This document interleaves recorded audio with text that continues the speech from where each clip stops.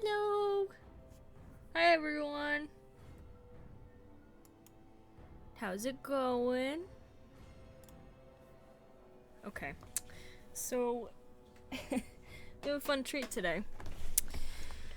I need to get my sleep schedule relatively back to normal. For no particular reason, just because I kind of want to. Because I've been, like, falling asleep at, like, 9 o'clock, waking up at 1, and just being up until, like, 10 a.m. Yeah, I've basically been having, like, 2 sleeps a day, which is really, really, odd. So I'd rather get back, I need something to, like, keep me awake. So don't have a table read for my voice acting stuff today, so might as well get a start on Dragon Age. It's been a very long time since we played Dragon Age 2. I did consider doing Dragon Age 1 on stream, but I decided against it. Because at the time, at the time, you know, when we did do Dragon Age 2, it was pretty close to the time I'd already finished Dragon Age 1, and Dragon Age 1 is a long game. And I basically, I like basically know it off by heart when I play it these days. And I prefer doing either blind playthroughs or like vague memory playthroughs, you know, so then you can get my genuine reactions. Because I know when I played 2, there was still that whole thing where it was like, oh yeah, I remember this, or like, oh, I vaguely think this is gonna happen at some point, because I vaguely remember it happening. It's not that fun then, because then I'm expecting it. And then I spoil things for you guys. This time, though, we are going into Dragon Age Inquisition, the 3rd game in the franchise, completely blind. Okay, well, not completely blind. I've seen spoilers here and there just because, you know, the internet, and it's a fairly old game at this point. So there's no real escaping the spoilers just from my fucking recommendation feed being like, oh hey, things to do with this game that you like. I'm kind of stalling for time so that we can you know, chill. So we can wait for everyone to come in.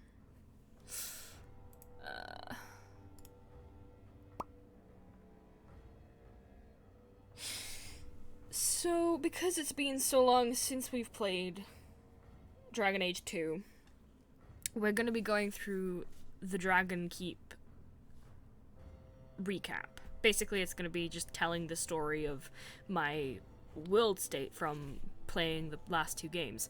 I did end up replaying Dragon Age Origins and Awakening, because I said this at the end of my playthrough of 2. I wanted that playthrough to be canon, the playthrough we did on stream, with Alice, with me. I wanted that to be canon. But obviously if my original playthrough of Dragon Age Origins was also with the same character, it wouldn't make sense because they're 2 different characters. So, what I did was I went back and I played Dragon Age Origins and Awakening as an elf. As a Dalish elf. And I actually named her Elizabeth. Funnily enough, she's based on one of my characters who's also an elf. Except, you know, half-elf, but, you know. Can't really have a half-elf in Dragon Age Awakening or Origins, but it's fine. I didn't finish playing that one, so it's fine. But I have created the world state for it. That's the one that we're going to be going through now. So if you did sit with me through the original recap when we were doing Dragon Age 2, that's going to be different to this one, because that world state was with my original playthrough of Dragon Age and not the one that I've replaced it with. So basically, some things are going to be different. I don't think much of it is different, to be honest. I think I pretty much did, like, mostly the same stuff. A couple people might have died here or there. Different romance. Because my character ended up going with Zevran instead of Alistair. Because I feel like she'd be more of a Zevran girl. Don't think Elizabeth would be for Alistair. I don't think he's her type. I'm trying to think. Plus the whole elven thing. I feel like Elizabeth would definitely be more likely to marry another elf than human boy. I'm trying to think. I'm just trying to stall for time to let people come in.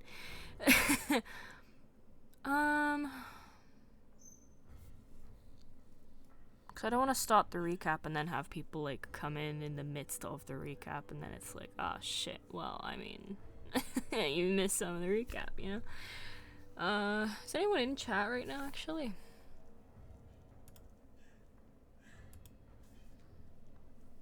Hello? Hello? But yeah, we're going into Inquisition almost blind. I did go through the tutorial a long time ago, and I didn't like it, but I was playing on keyboard and mouse, and I've actually done a bit more research since then, and apparently it's not really... the game isn't really set up for keyboard and mouse, despite the fact, you know, it's a PC game, and, you know, it has an option for keyboard and mouse, you know, by default, but apparently it's just really bad gameplay if you do use a keyboard and mouse. So I'm using a controller today. Odd thing is, though, it's got all of the Xbox controls, and I'm using a PlayStation controller. So it's gonna take me a sec to figure shit out, because I haven't played on an Xbox for fucking years. Well, I did originate from Xbox, and then I moved over to PlayStation, and then I moved to PC. I am not faithful to my consoles. It's fine. When you're part of a gamer family, you don't have to be, because you literally have, like, all the consoles. Loyalty does not exist. Let's see. I am playing with mods. I looked up some quality of life, mods. Hi, Rampa! I just looked at some quality of life mods and stuff to add to my Dragon Age. So, you know, I'm not saying this is a clean playthrough. It's not. I always mod my Dragon Age games. It's just a thing I do. It makes it more fun. I'm not a hardcore gamer. Never really have been.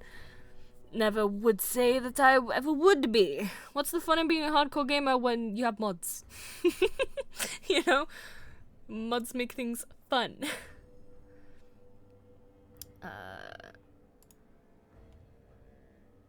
Okay, but I think that's all I really need to say. At least for now. So what we're gonna do is transition over. Okay. Right now we have things set up so that we can see my shit. Let me get the chat up so I can see it while I'm... Okay, so this is the Dragon's Keep. This is just gonna tell us the story so far of the world state. So this is the story of Origins, Awakening, and 2 so far. Let us go! Believe the stories, mankind's pride gave rise to the Darkspawn. Countless in number and toxic to all life, Darkspawn search endlessly for an archdemon. By the way, let me know how the volume is. Darkspawn armies surge up from their corrupt barrows beneath the ground, and a blight begins. Grey Wardens are the only warriors capable of destroying an archdemon, and history always honors the one who sacrifices all to kill the beast. In the fifth blight, the Warden was the hero of Ferelden, a hunter from a clan of Dalish elves. The hero discovered a corrupted elven artifact and was tainted by the same foul magic that drives the Darkspawn. The only cure for the young elf was to join Duncan as a Grey Warden. The allied Ferelden and Grey Warden forces met in Ostagar, where King Kaelin's armies and a host of wardens gathered, ready to destroy the Darkspawn. But valor turned to despair as Loghain betrayed his king. Kaelin's forces were slaughtered, and the south was lost. The hero, now a full-fledged Grey Warden, survived with the aid of Flemeth, the mysterious witch of the wilds.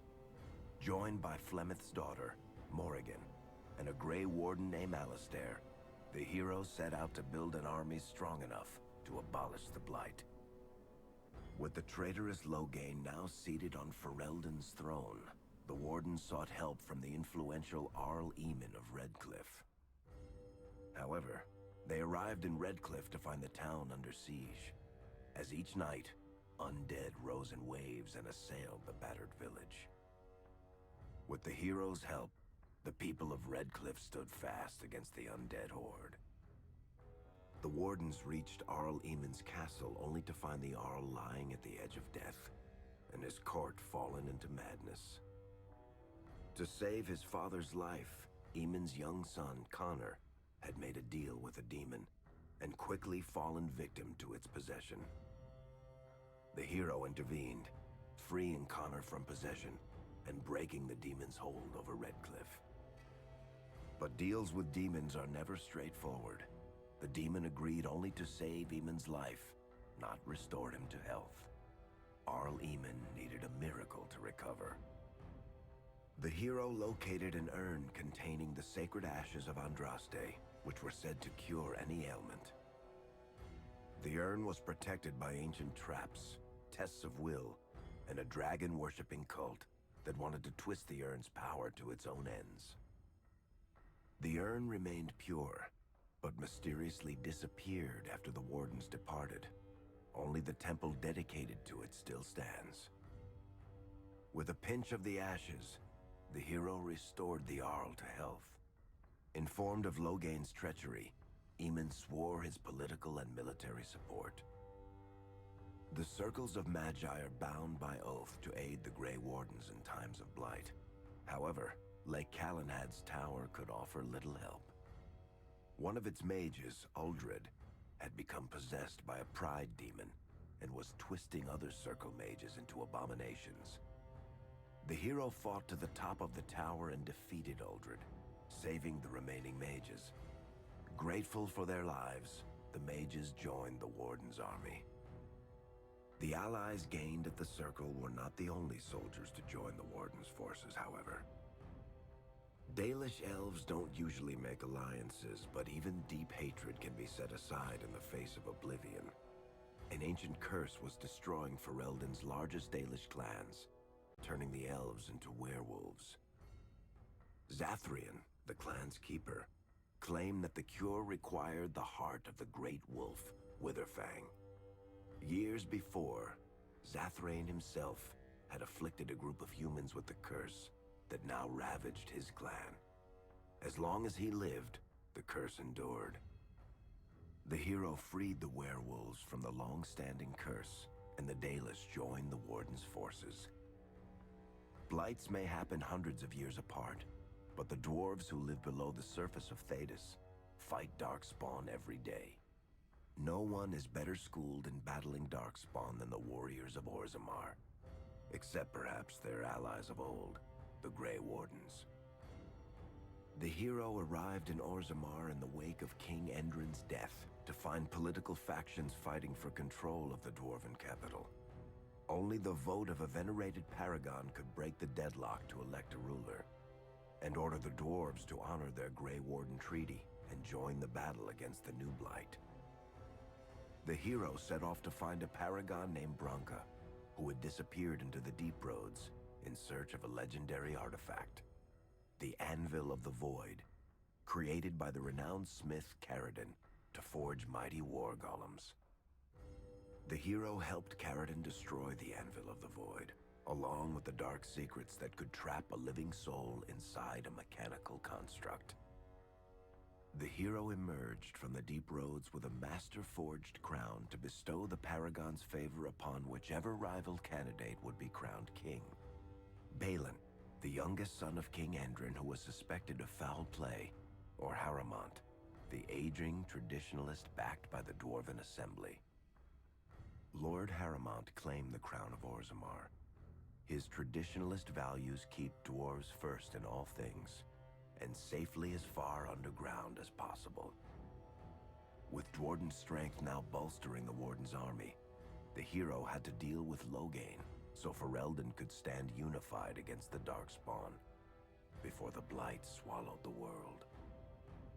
The kingdom of Ferelden stood divided. While some nobles supported Loghain's regency, others condemned his inaction against the Darkspawn. Civil war brewed, and Arl Eamon called a landsmeet in hopes of curtailing the conflict and removing Loghain from the throne. Alistair ended Loghain's life in the name of justice for the Wardens who died at Ostagar. As the Wardens' united army massed in Redcliffe, the Darkspawn overran Denerim, laying siege to Ferelden's capital city. The hero's army fought valiantly through Denerim and broke the Darkspawn siege. On Fort Dracon's highest tower, the hero's strongest allies fought alongside the Warden in a final heroic battle against the massive Archdemon. The Archdemon was killed without the sacrifice of a Grey Warden's life. With no Archdemon to lead them, the Darkspawn scattered. Most fled underground, still teeming in number and always seeking a new Archdemon to awaken. The shattered kingdom of Ferelden embarked on a long journey to recovery. In the Blight's aftermath, strong leadership was crucial. Alistair, half-brother to King Cailan, became Ferelden's new king, and the line of rulers who descended from Calenhad the Great remained unbroken. Ferelden still stands, as obstinate and resolute as the Dog Lords ever are, but the events of the Fifth Blight loom over it as the nation rebuilds. For people across Thedas, legends of the hero of Ferelden remain the nation's brightest beacons of hope during its darkest times. It all began in Kirkwall, the fall of Knight Commander Meredith.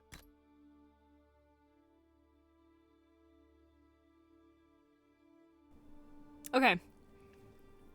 Just to let you guys know, that was all Dragon Age 1. Oh, my chat's not working. Aha! I freaking knew it! I knew my chat wasn't working. Sorry, I'm using the, I'm trying to use the Streamlabs controller. Let me type something in chat. Oh. He didn't like that. It doesn't like me typing. At all.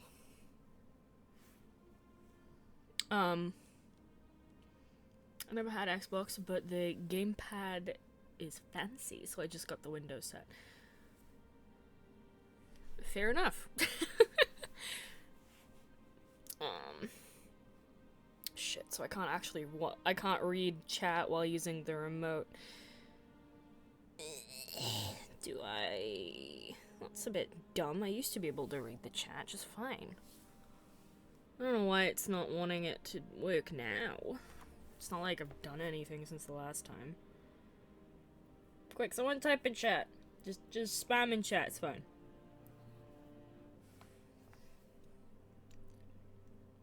Well, don't spam, I don't want you to get banned. I don't know the limitations of, stuff. You know? I'd do it myself, but apparently every time I send a message, my entire fucking screen goes gray. That is bad. Hey! Okay! Okay. I think I fixed it by breaking it. I know that sounds weird, but I think I fixed it by breaking it.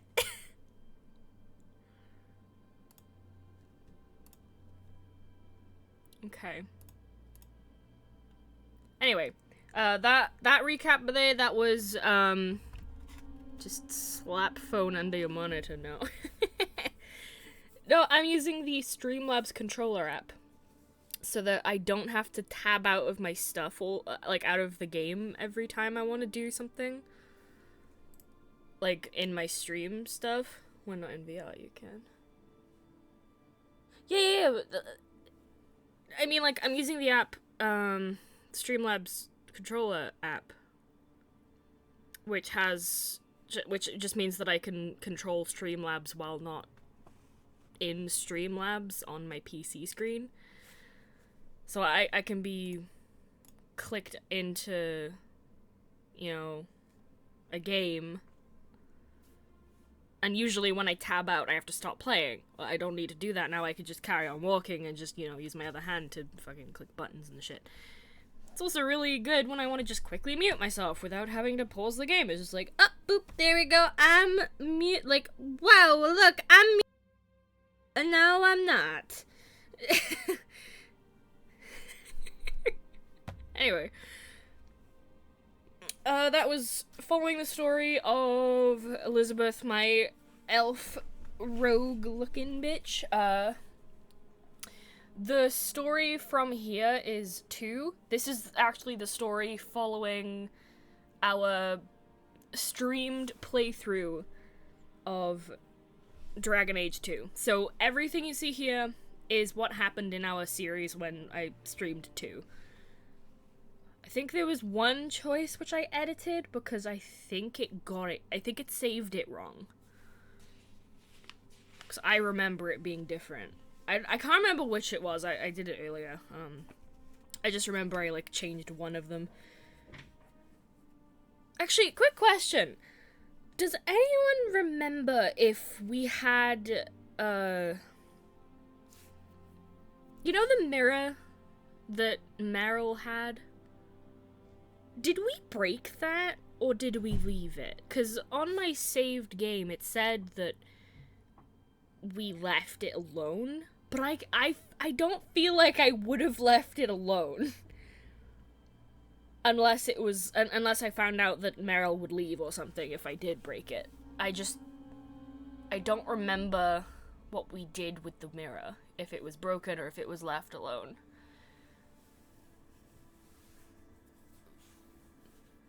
I feel like I would have broken it. It's fine, either way. Maybe. I don't know if it's gonna affect the story. But anyway, let us have the recap of... Where's my mouse? Can my mouse? Can I please have my mouse? Where's my mouse? There it is, my mouse. Oh, that's not... There we go. Okay, now we're gonna go through the recap of Dragon Age 2. Well, I don't remember half a year, but sorry. Has it really been half a year? Oh, God. I'm so sorry, guys. I'd have to search through VODs. Yeah, that's fine. No, don't worry about it. I don't think it matters either way. I left it as it was saved. Oh, wait, I remember which one which one I changed. It's saved to say that we sent Fenrir to the Circle of Magi, but I remember sending him to the Dalish Elves. So I changed it to sending him to the Dalish Elves, because I remember sending him to the Dalish, because of how badly the Magi in the Circle are treated. So I remember sending him to... Like, I distinctly remember getting letters from him about it. So I changed that one, because I think it saved wrong. Because I can't remember what happened with the mirror, I did leave it as it was saved.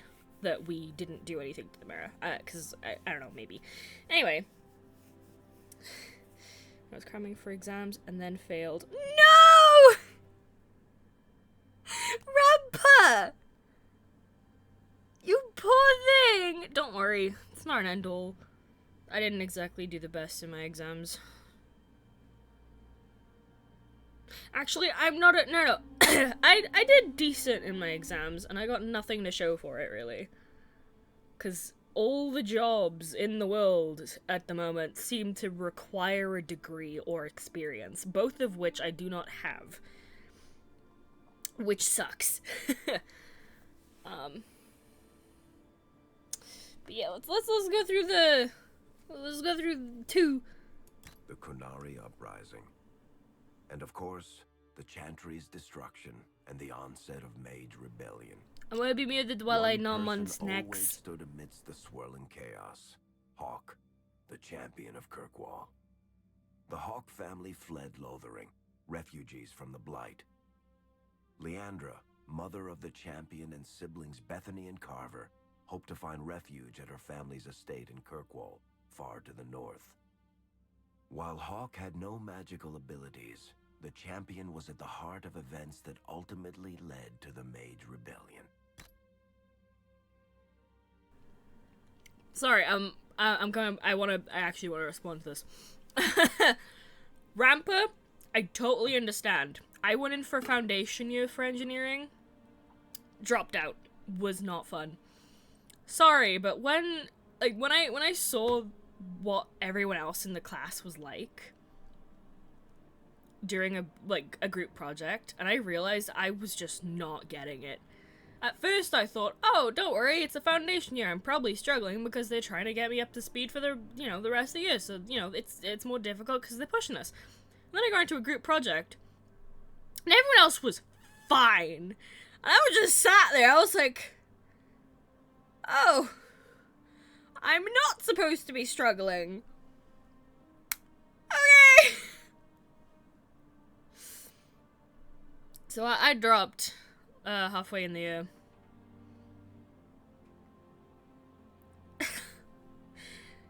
God, I just didn't, personally, I just didn't want to, be ground in debt if I wasn't gonna, succeed. What's the point in... Because I dropped out midway through the year, right before it would have been... Because I was doing student loans. I had a threshold, if you, start this term at this... If you're still enrolled by this date, then that's the next part of your payment. And I was like, I don't think I'm gonna, succeed this year, or at all. So I might as well just drop out before my debt gets even deeper, There's a point in time when you gotta realize where your limits are, and that was my limit. Anyway, back to Dragon Age. The Hawks escaped the Blight with the help of Aveline Valen, a warrior and family friend. It's said that the family was also aided by Flemeth, the notorious Witch of the Wilds. Hawk's brother, Carver, never reached the Free Marches. He was killed by Darkspawn while protecting his family. The family's first years in Kirkwall were difficult. Leandra's brother Gamlin had lost the family fortune. The Hawks lived in poverty, forced to indenture themselves in return for entrance to the city. To pay off the debt, Hawk was forced to work for a gang of smugglers. All the while, Hawk and Bethany did their best to hide Bethany's magic from the Templars. Opportunity eventually struck in the form of a dwarf named Bartrand Tethras, who was planning an expedition to the Deep Roads. It was a long shot, but with gold gained from the expedition, Hawk could free the family from its criminal creditors and further Templar scrutiny. Hawk met a rogue Grey Warden named Anders, who possessed detailed maps of the Deep Roads. These maps were crucial to the expedition's success. Once Hawk obtained them, everything else fell quickly into place. Bethany joined Hawk on the expedition. The siblings found ancient dwarven treasure and a statuette formed from a strange red lyrium. Bethany fell victim to the blight that suffuses the Deep Roads, but Anders led her to a group of Grey Wardens who were able to save her life. The gold Hawk recovered from the Deep Roads brought back Leandra's stately childhood home in Hightown. The Hawks had barely settled into their new home when Leandra was murdered, a deeply sinister and twisted killing. Hawk hunted down Quentin, the blood mage responsible, but could not prevent Leandra's death. Leandra's tragic death was part of a critical problem facing Kirkwall. Rising tension between the city's mages, who felt increasingly oppressed, and Templars, who grew increasingly suspicious of their activities. Adding to the strain, a large contingent of Kunari had also established themselves in Kirkwall, much to the growing discomfort of the city's rulers. After their dreadnought was shipwrecked many years before, a group of stranded Kunari were allowed to remain in a cordoned-off area in Lowtown. As time passed, the Kunari made no effort to return home and offered no explanation about why they remained. Tensions rose to a breaking point. Revered Mother Patrice, convinced the Kunari were a threat to the Chantry's faith, incited violence between the Kunari and the Kirkwall populace. Hawk knew that Patrice would bring about unnecessary conflict. Though the champion tried to stop her, Patrice orchestrated the murder of Seamus Dumar, a Viscount's son and a recent convert to the Qun. When her crime was discovered, a Kunari assassin killed her. After Seamus was murdered, the Arishok of the Kunari group lost patience with the humans of Kirkwall. They would now submit to the Qun or die. The Kunari struck hard and fast. They took the palace in Hightown and beheaded the Viscount to immediately quash any resistance. Aided by Knight Commander Meredith and First Enchanter Orsino, Hawk reached the palace and stood toe-to-toe with the fearsome Kunari leader. Hawk fought the Kunari leader. The fierce battle resulted in the Arishok's death and the liberation of Kirkwall from its brief occupation. The Kunari quickly withdrew from the city entirely. Hawk saved Kirkwall and earned the grudging respect of the city's Templars, mages, and nobility, along with the title that history remembers, the Champion of Kirkwall. Kirkwall's problems were still not over, however. After Viscount Dumar's death, Knight Commander Meredith took power and blocked all attempts to appoint a new Viscount. Under Meredith's command, the Templars tightened their grip on the mages, planning to suppress what Meredith saw as a growing rebellion. Anders, who spent years fighting for justice and freedom for his fellow mages, saw that the time for negotiation was past. He destroyed Kirkwall's chantry, killing hundreds, including Grand Cleric Elthina. This single act began a rebellion that spread from circle to circle, until all circles of Magi had risen up in defiance against Chantry rule. There was no forgiveness for what Anders had done, and he asked for death at Hawk's hands. Hawk fulfilled the troubled mage's final request, and many others died along with Anders that day. Fighting spread swiftly through the city. Some mages rebelled openly, many of them succumbing to possession. Templars turned their swords on mages who rebelled and on those who did not. As First Enchanter Orsino refused to bend to the Templars, Knight Commander Meredith demanded that every mage in Kirkwall be put to the sword. The Templars found an ally in the champion, who fought alongside them to quash the rebellious mages. In the end, the Templars placed Hawke on the Viscount's throne, for a time at least. The battle proved one thing. Knight Commander Meredith had gone mad. Hawke saw the truth of it when Meredith unsheathed her sword, and the red lyrium idol from the deep roads was embedded within it.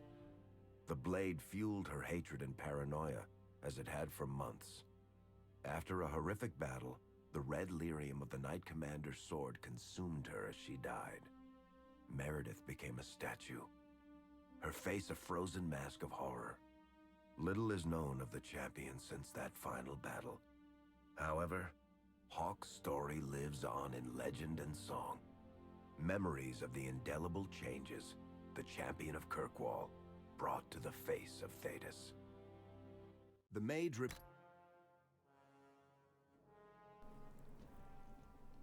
And that's where we are. The rest of the story is now, but it's the game now.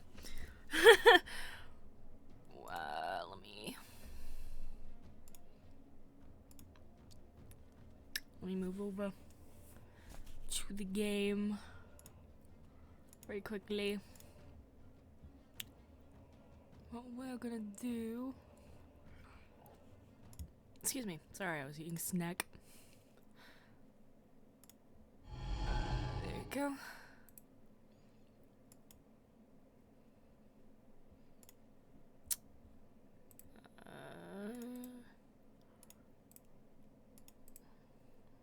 Yeah, we're good.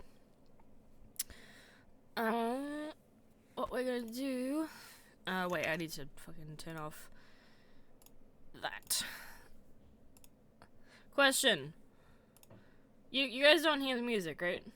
I don't think you do, which is good, because I have, like, copyright music on... in my ears.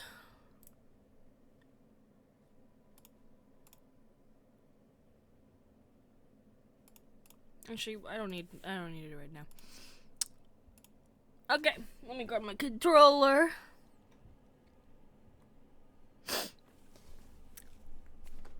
Can I be full screened? Can I please be full screened? That's not full screen. Please.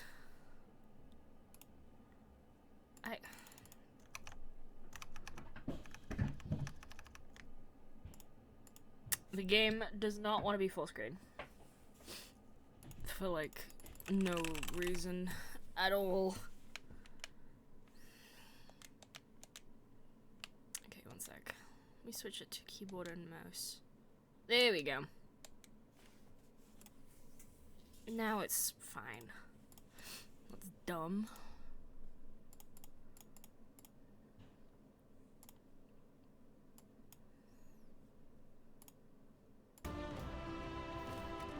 There we go. Yeah.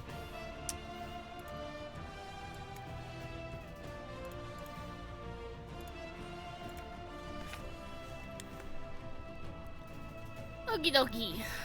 Oh, wait. I want to turn down the music. So I don't really like listening to music in games.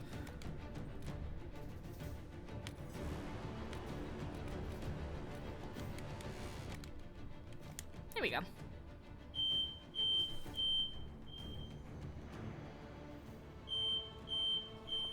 One moment. I'd never hear the alarm go off. This is a time where it's a good idea to mute